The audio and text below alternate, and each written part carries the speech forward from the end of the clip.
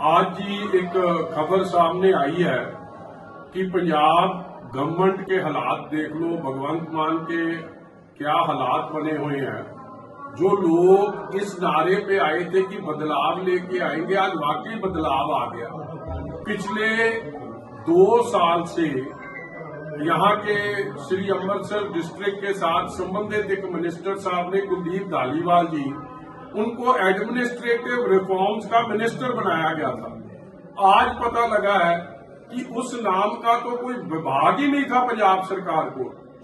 2 साल वो अपने आप को एडमिनिस्ट्रेटिव रिफॉर्म्स के मिनिस्टर समझी गए हैं, मगर उस एडमिनिस्ट्रेटिव रिफॉर्म डिपार्टमेंट ही कोई नहीं एग्जिस्ट करता था।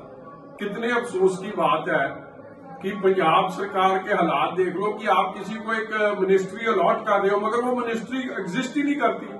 और मिनिस्टर साहब भी वैसे आगे कि एडमिनिस्ट्रेटिव रिफॉर्म, प्रशासनिक सुधार बहुत बड़ा महकमा है। लोगों की जिंदगी में कैसे सुधार ले आया जा सके, गवर्नमेंट और लोगों का तालमेल कैसे बढ़ाया जा सके, लोगों की जिंदगी कैसे सौखी बनाई जा सके, इस महकमे के वो वजीर थे। मगर 2 सालों में जिनके पास एक मीटिंग नहीं करी। मीटिंग तो क्या करनी थी जब महकमा ही नहीं था। कागजों में गवर्नमेंट के पास ये महकमा एग्जिस्ट ही नहीं करता था। आज 2 साल बाद ये जागे हैं कि पंजाब सरकार को ये महकमा बना लेना चाहिए, मगर मिनिस्टर 2 साल पहले उनको बना दिया था। और वैसे मिनिस्टर साहब, जैसे चीफ मिनिस्टर साहब, वैसे ही मिनिस्टर साहब जिनको पता ही कुछ नहीं लग रहा। तो भाई पंजाब के असली हालात यही है कि पंजाब के खजाना मंत्री कहते हैं कि बहुत हालात अच्छे हैं, मगर हालात ये बन गए कि पंजाब आज 4.25 लाख करोड़ का कर्जई है। पंजाब की आमदन बढ़ नहीं रही है। पंजाब में बेरोजगारी हद से ज्यादा बढ़ गई है, नौकरी मिल नहीं रही है। पंजाब की डेवलपमेंट, ना स्कूलों के हालात बेहतर हो रहे हैं, ना अस्पतालों के हालात बेहतर हो रहे हैं, ना सड़कों के हालात बेहतर हो रहे हैं।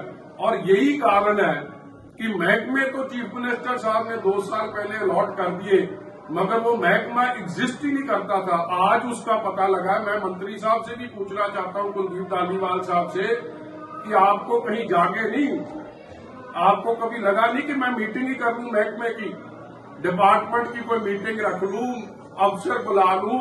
अगर कोई आपने इस मुद्दे पे संवेदनशीलता दिखाई होती तो आपको ये बात 2 साल पहले पता लग जानी थी कि ये तो महकमा ही कोई नहीं है पंजाब सरकार को। मगर 2 साल बाद आप जागे हो।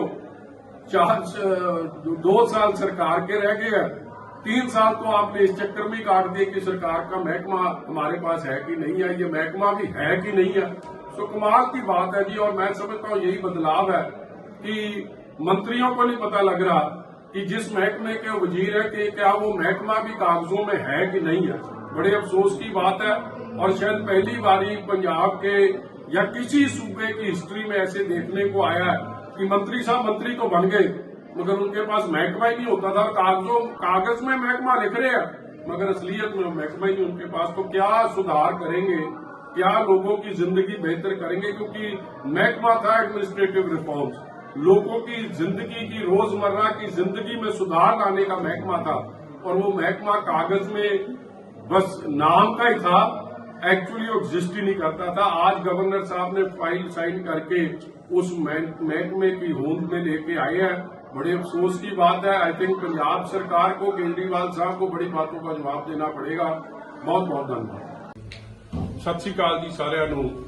ਅੱਜ ਜਿਵੇਂ ਅਖਬਾਰ 'ਚ ਸਾਰਿਆਂ ਨੇ ਪੜ੍ਹਿਆ ਹੀ ਹੈ ਕਿ ਪੰਜਾਬ ਸਰਕਾਰ ਦਾ, ਭਗਵੰਤ ਮਾਨ ਦੀ ਚੀਫ ਮਿਨਿਸਟਰੀ ਦਾ ਹਾਲ ਵੇਖ ਲਓ कि पिछले 2 सालों तो लगभग साडे इथों माझे दे वजीर ने कुलदीप धालीवाल साहब, उन्होंने एक महकमा दिता सी प्रशासनिक सुधार दा, एडमिनिस्ट्रेटिव रिस्पॉन्स दा, ते वो आपदे आप नूं उस महकमे दे वजीर समझी गए। मगर अज वो असलीयत सामने आई कि उन्होंने वो महकमा अलॉट ही नहीं होया सी। सरकार च वो महकमा एग्जिस्ट ही नहीं करता सी। ਅੱਜ ਜਾ ਕੇ गवर्नर साहब तो साइन कराए और साइन करा के ऑर्डर दिते गए है कि ये भी एक एडमिनिस्ट्रेटिव रिफॉर्म्स भी एक महकमा है। मैं पूछना चाहना धालीवाल साहब नूं ਕਿ 20 ਮਹੀਨੇ ਤੁਹਾਨੂੰ ਪਤਾ ਨਹੀਂ ਲੱਗਿਆ ਕਿ ਤੁਸੀਂ ਇੱਕ ਮਹਿਕਮੇ ਦੇ ਵਜ਼ੀਰ ਸੀ ਤੇ ਉਹਦੀ ਕਿਹੜੀ ਮੀਟਿੰਗ ਹੋਈ, ਕਿਹੜੇ ਅਫਸਰ ਸੱਦੇ, ਕੀ ਐਡਮਿਨਿਸਟ੍ਰੇਟਿਵ ਰਿਫਾਰਮਸ ਲੈ ਕੇ ਆਏ ਹੋ ਤੁਸੀਂ ਜਿਹਦੇ ਨਾਲ ਲੋਕਾਂ ਦਾ ਭਲਾ, ਪਿੰਡਾਂ 'ਚ ਬੈਠੇ ਲੋਕਾਂ ਦਾ ਜਾਂ ਸ਼ਹਿਰਾਂ 'ਚ ਬੈਠੇ ਲੋਕਾਂ ਦਾ ਭਲਾ ਹੋ ਸਕਿਆ ਹੋਵੇ। ਇਸ ਲਈ ਹਾਲਾਤ ਬਦਲਾਵ ਦੇ ਇਹ ਬਣੇ ਨੇ ਕਿ ਜਿਨ੍ਹਾਂ ਵਜ਼ੀਰਾਂ ਨੂੰ ਇਹੀ ਨਹੀਂ ਪਤਾ ਲੱਗ ਰਿਹਾ ਕਿ ਸਾਡੇ ਕੋਲ ਮਹਿਕਮਾ ਕੀ ਹੈ ਤੇ ਫਿਰ ਮਹਿਕਮਾ ਚਲਾਉਣਾ ਕਿਹੜਾ। ਔਰ ਅੱਜ ਇਹ ਸਾਰੀ ਗੱਲ ਦੀ ਪੋਲ ਗਵਰਨਰ ਸਾਹਿਬ ਦੇ ਹੁਕਮਾਂ ਰਾਹੀਂ ਅੱਜ ਇਹ ਸਾਹਮਣੇ ਆਈ ਹੈ ਲੋਕਾਂ ਦੇ ਕਿ ਵਜ਼ੀਰ ਸਾਹਿਬ ਆਪਦੇ ਆਪ ਨੂੰ 2-3 ਮਹਿਕਮਿਆਂ ਦੇ ਵਜ਼ੀਰ ਸਮਝੀ ਗਏ। ਅਸਲ 'ਚ ਤਾਂ ਮਹਿਕਮਾ ਸੀ ਕੋਈ ਨਹੀਂ, ਸਰਕਾਰ 'ਚ ਹੀ ਮਹਿਕਮਾ ਨਹੀਂ ਸੀ, ਹੁਣ ਮਹਿਕਮਾ ਬਣਿਆ। ਹੁਣ ਵੇਖੋ ਕੀ ਚੰਦ ਚਾੜਦੇ ਆ। ਵੈਸੇ ਤਾਂ ਹਾਲਾਤ ਜੋ ਪੰਜਾਬ ਦੇ ਬਦਲਾਵ ਦੇ ਨਾਂ ਤੇ ਬਣੇ ਆ, ਪੌਣੇ 4 ਲੱਖ ਕਰੋੜ ਦਾ ਕਰਜ਼ਾ ਹੀ ਪੰਜਾਬ ਹੋ ਗਿਆ। ਪਿੰਡਾਂ 'ਚ ਜੋ ਹਾਲਾਤ ਨੇ, ਨਾ ਡਿਵੈਲਪਮੈਂਟ ਦੇ ਕੋਈ ਪੈਸੇ ਆਉਂਦੇ, ਆ ਨਰੇਗਾ ਦੇ ਪੈਸੇ ਆ ਗਏ, ਕੋਈ ਫਾਈਨੈਂਸ ਕਮਿਸ਼ਨ ਦੇ ਆ ਗਏ, ਬਸ ਉਹੀ ਹੈ। ਸਰਕਾਰਾਂ ਵੱਲੋਂ ਤਾਂ ਕੋਈ ਗ੍ਰਾਂਟ ਨਹੀਂ ਆਈ ਪੰਜਾਬ ਸਰਕਾਰ ਵੱਲੋਂ, ਨਾ ਸੜਕਾਂ ਦਾ ਕੋਈ ਸੁਧਾਰ ਹੋ ਰਿਹਾ। ਇਸ ਲਈ ਜੋ ਇਹ ਹਾਲਾਤ ਪੰਜਾਬ ਦੇ ਬਣੇ ਆ, ਵੈਰ ਦਾ ਚੀਫ ਮਿਨਿਸਟਰ ਜਿਹੜਾ ਮਹਿਕਮੇ ਅਲਾਟ ਕਰ ਰਹੇ ਆ, ਉਹਨਾਂ ਨੂੰ ਇਹੀ ਨਹੀਂ ਪਤਾ ਲੱਗ ਰਿਹਾ ਕਿ ਸਾਡੇ ਕੋਲ ਇਹ ਮਹਿਕਮਾ ਹੀ ਨਹੀਂ। ਤੇ ਤੁਸੀਂ ਆਪ ਲਾ ਲਓ ਹਿਸਾਬ ਕਿ ਸਰਕਾਰ ਕਿਵੇਂ ਇੱਥੇ ਪੰਜਾਬ ਦੀ ਰੱਬ ਆਸਰੀ ਚੱਲ ਰਹੀ ਹੈ। ਸਰਕਾਰ ਨੂੰ ਉਹਦੀ ਕੋਈ ਚੀਜ਼ ਨਹੀਂ, ਔਰ ਇਸੇ ਲਈ ਲੋਕ ਅੱਜ ਤਰਾਹ ਕਰ ਰਹੇ। ਬਹੁਤ ਬਹੁਤ ਧੰਨਵਾਦ। ਵਾਹਿਗੁਰੂ ਜੀ ਕਾ ਖਾਲਸਾ, ਵਾਹਿਗੁਰੂ ਜੀ ਕੀ ਫਤਿਹ।